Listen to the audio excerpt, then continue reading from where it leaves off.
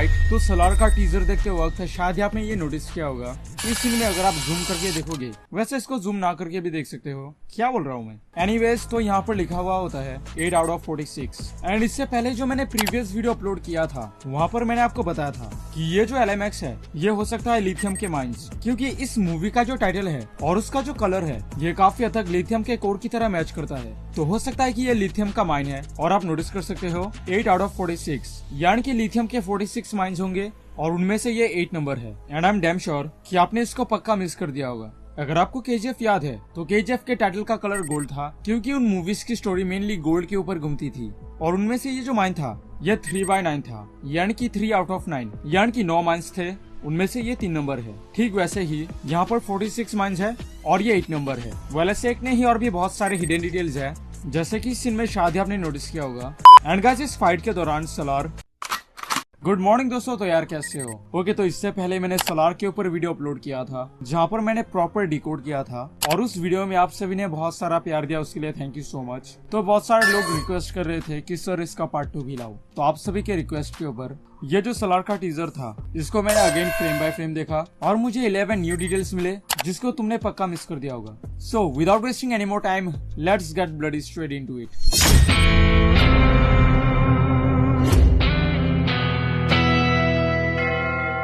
Alright, detail number 1। तो ये जो सीन था जहाँ पर अंकल इन सबसे बात कर रहे होते हैं, वाले सीन में अगर आप ध्यान से नोटिस करोगे, तो ये जो कार है या फिर जीप है, यहाँ पर US आर्मी लिखा हुआ होता है। एंड गाइस, आपको तो पता ही है कि US आर्मी रॉकी के पीछे पड़ी थी, और ये जो सलार है, ये रॉकी भाई का राइट हैंड है, यानी कि हो सकता है कि US मिलिट्री उसके पीछे भी है, क्योंकि जो क्रिमिनल का साथ देता है वो तो क्रिमिनल ही होता है ना। एंड गाइस, पार्ट 1 वीडियो में मैंने ये बताया था कि ये जो जगह है, ये साउथ अफ्रीका का हो सकता है, क्योंकि सलार कन्नड़ा इंडस्ट्री की पहली ऐसी मूवी है जो इंडिया के साथ साथ यूरोप, मिडिल ईस्ट और अफ्रीका में भी शूट किया गया है। तो मैंने काइंड ऑफ बताया था कि ये सीन साउथ अफ्रीका का हो सकता है, but here is a twist. यहाँ पर अगर आप ध्यान से नोटिस करोगे, तो यहाँ पर आपको एक इंडियन ट्रक दिख जाएगा। वेल, आई डोंट थिंक कि ये ट्रक साउथ अफ्रीका में भी चलता है, हो सकता है चलता है, बट ये भी हो सकता है कि ये सीन इंडिया का ही है। एंड गाइस, यहाँ पर आप कुछ फॉरेनर्स को भी नोटिस कर सकते हो। Detail number 2। तो गाइस, इस सीन में अंकल कहते हैं simple English, no confusion. Well, ये एक चीज का हिंट था। वेल, आपको पता है कि ये मूवी हिंदी, कन्नड़ा, मलयालम और तमिल और तेलुगु में भी रिलीज होगा। तो डिफरेंट लैंग्वेज में टीजर बना के अपलोड करने से अच्छा तुम एक ही सिंपल इंग्लिश लैंग्वेज में टीजर बना के अपलोड कर दो, जिससे कोई भी कंफ्यूजन नहीं रहेगी। एंड अगर आपको याद है, तो KGF 2 का जो टीजर आया था, वहाँ पर सिंपल इंग्लिश ही यूज हुआ था, और ये सेम चीज इस टीजर के साथ भी है। Detail number 3। तो इस सीन में हम एक गैंग को नोटिस कर सकते हैं, जिनके पास सिर्फ तलवार है, इसलिए तो बाद में सलार इन सब से तलवार से फाइट कर रहा होता है। Detail number 4। तो इस सीन में हम कुछ आर्मी को नोटिस कर सकते हैं। अब ये इंडियन आर्मी तो नहीं है, ये पक्का है, लेकिन हो सकता है कि ये जो आर्मी है, ये US आर्मी है, क्योंकि US मिलिट्री में कुछ ऐसे स्पेशल फोर्स होते हैं जो हुबहू इनके साथ मिल रही है। और एक और डिटेल, इनके पास जो ये गन है, ये M16 गन है, और ये gun specially US military use करती है। एंड गाइस, ये सेम गन पार्ट 1 में रॉकी भाई इस सीन में यूज कर रहे थे। तो गाइस, प्लीज इसके लिए एक लाइक कर देना। Detail number 5। तो इस सीन में अंकल गन का जो बैरल है, उसको डायरेक्ट अपने छाती में लगा देते हैं। वेल गाइस, आप खुद ही सोचो, जंगल के किसी भी जानवर से आप क्या ही डरोगे, अगर आपके पीछे एक बड़ा सा डायनासोर है। तो ये जो अंकल थे, ये सलार के ही आदमी थे, दैट्स व्हाई उनके मन में कोई भी डर नहीं है। ओके, तो वीडियो में आगे बढ़ने से पहले ये फैक्ट्स जान लो कि ये जो लिथियम है, इसको व्हाइट गोल्ड कहा जाता है। और ये जान के आप चौंक जाओगे कि साउथ अफ्रीका में एक जगह है, उस जगह का नाम है बोलीविया। अरे ओलिविया नहीं, बोलीविया। एंड उस बोलीविया जगह पे एक जगह है जिसका नाम है सलार दे यूनी, सलार। और उसी जगह पे दुनिया का सबसे ज्यादा लिथियम पाया जाता है, अप्रोक्सीमेटली 5.4 मिलियन टन्स। और ये जो लिथियम है, ये अर्थ का मोस्ट एक्सपेंसिव एलिमेंट्स में से है, और ये सलार जगह साउथ अफ्रीका में है। तो हो सकता है कि इस सीन में ये चचा लिथियम के डील के लिए गए हैं। अब सवाल था, साला इसका प्राइस जान लिया, लेकिन ये यूज कहाँ होता है? तो मैं आपको बता दूं, ये बैटरी में यूज होता है। आपने सुना होगा लिथियम पॉलीमर बैटरी, तो वहाँ पर ये लिथियम यूज होता है। और ये लिथियम मेडिसिन में भी यूज होता है, बाइपोलर डिसऑर्डर बीमारी में इसका यूज किया जाता है। और हाँ, ये जो लिथियम है, इसके कुछ माइंस US में भी है। तो हो सकता है कि रॉकी भाई इस व्हाइट गोल्ड के लिए US गए थे। अगर फैक्ट अमेजिंग लगा तो प्लीज लाइक कर देना। और हाँ, ये जो वॉइस रिकॉर्डिंग है, ये मैं सभी रिकॉर्डिंग के बाद रिकॉर्ड कर रहा हूँ। एंड यू कैन नोटिस कि मेरा गला फट गया है। तो आप सभी के लिए मैंने अपना गला फाड़ लिया, तो प्लीज यार एक लाइक तो बनता है। Now back to the video.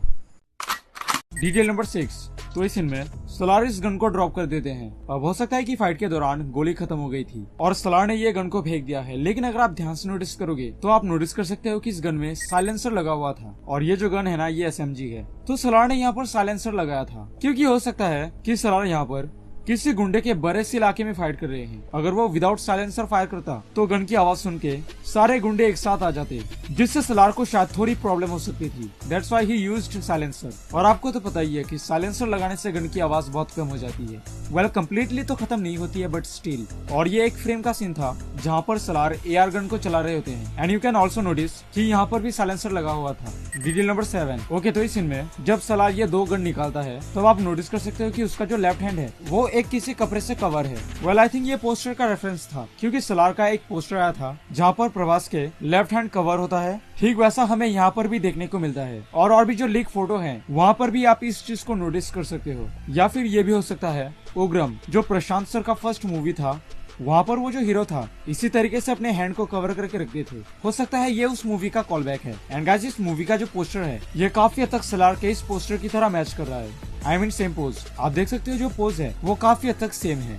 Detail number 8। Well Salaar का एक और पोस्टर आया था जहाँ पर प्रभास के हाथ में ये तलवार होते हैं और तलवार से फाइट हम यहाँ पर देख सकते हैं। और एक और पोस्टर आया था जहाँ पर उनके हाथ में कुल्हाड़ी होता है और वो सेम कुल्हाड़ी हम यहाँ पर भी देख सकते हैं। Detail number 9। तो इस सीन में हम पहली बार पृथ्वीराज को देखते हैं। And if you notice carefully, अगर आप यहाँ पर ध्यान से नोटिस करोगे तो आपको यहाँ पर गोल्ड दिख जाएगा। एंड गोल्ड का ऐसा नॉर्मल इस्तेमाल सूर्यवर्धन के वंशी कर सकते हैं। जैसे मैंने इस वीडियो में बताया था कि ये जो रूम था ये सूर्यवर्धन का था। दैट्स व्हाई यहाँ पर ज्यादातर चीजें गोल्ड से बना हुआ था और गरुड़ा सोने के आभूषण पहनता था। एंड गाइस, ये भी हो सकता है कि ये जो पृथ्वीराज है ये गरुड़ा का बेटा है। कैसे? आप यहाँ पर एक ब्लैक तिलक को नोटिस कर सकते हो और ये सेम तिलक गरुड़ा भी लगाता था। और अगर सूत्रों की माने तो गरुड़ा भी हमें सलार में देखने को मिलेगा। वेल गरुड़ा तो मर चुका है लेकिन उसका फ्लैशबैक जिंदा है। हो सकता है कि गरुड़ा का काफी बड़ा फ्लैशबैक हमें सलार में देखने को मिलेगा। वेल गरुड़ा से याद आया, KGF 1 का एक मस्त डिटेल बताता हूँ, ठीक है। इस सीन में गरुड़ा 3 कैदी के लिए खाना ले जा रहा होता है और वो एक ही प्लेट ले गया था, लेकिन अगर आप ध्यान से नोटिस करोगे तो यहाँ पर आपको 3 अंडे मिल जाएंगे। यानी कि गरुड़ा सिर्फ एक के लिए नहीं, तीनों के लिए खाना ले गया था। बस फर्क इतना है कि वो एक प्लेट में ले गया था। और भी डिटेल्स के लिए आप मेरा ये वीडियो जाकर देख सकते हो। Detail number 10। तो ये जो पृथ्वीराज है इन्होंने अपने एक इंटरव्यू में कहा था कि वो सलार का विलन नहीं है, सलार का विलन कोई और ही होगा। एंड ये पार्ट 1 सीज फायर है। सीज फायर का जो मतलब है वो है संघर्ष विराम, यानी कि युद्ध को खत्म कर देना। अब हो सकता है कि स्टार्टिंग में पृथ्वीराज विलन होगा और फिर धीरे धीरे वो सलार के साथ मिल जाएंगे। जैसे आपको तो पता ही है कि वानरम विलन होके भी विलन नहीं है। पार्ट 1 में वो विलन था, आई मीन विलन के जैसा था, लेकिन पार्ट 2 में वो रॉकी का पक्का यार है। Detail number 11। तो यहाँ पर ये चचा डायलॉग मारता है कि हाथी, घोड़ा, बाघ, लायन इत्यादि ये सब पावरफुल है but not in Jurassic park, क्योंकि जुरासिक पार्क में तुम सभी के ताव रहते हैं। एंड गाइस, आपको तो पता ही है कि जुरासिक पार्क 1993 में रिलीज हुआ था। अब हो सकता है कि सलार का टाइमलाइन 90s में होगा। तो अगर हम ऐसे हिसाब लगाएं तो हमारे गणित के मुताबिक रॉकी भाई की एज होगी 42 या 43 और इतना चलता है क्योंकि अभी यश सर के एज है 37 और 5 सालों में उनके बॉडी में क्या ही डिफरेंस आ जाएगा। सलार और रॉकी भाई आमने सामने आ सकते हैं। मैं चाहता हूँ कि डायनासोर वर्सेस मॉन्स्टर हो और ये चीज लिटरली बाहुबली का रिकॉर्ड तोड़ सकती है, क्योंकि बाहुबली के बाद प्रभास और KGF के बाद यश,